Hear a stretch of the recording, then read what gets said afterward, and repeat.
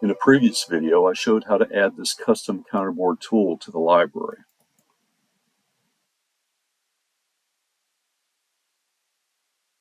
Then I set up the operations to center drill, drill, and counterbore these two holes.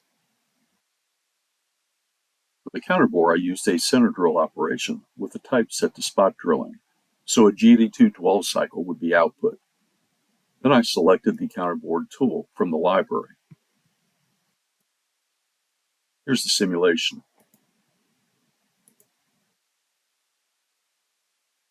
Spot drill, drill, and counterbore. It took some time to get the counterbore operation set up. Now that it's been done, rather than having to repeat those steps over and over, we can save these operations.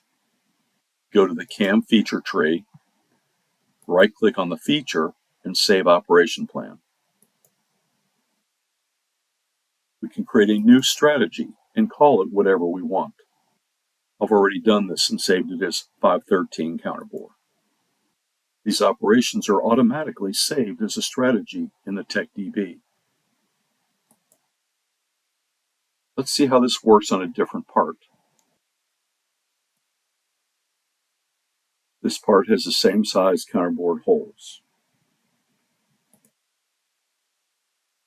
When we extract machinable features, it finds the counterboard hole group and applies the default strategy, which is drill.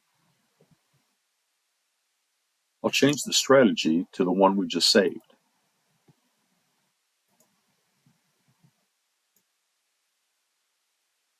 Generate operation plan, generate toolpath, and here's the simulation.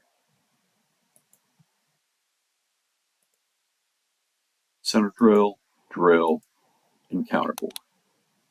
The strategy saved in the TechDB, we can use it on any part, saving considerable time.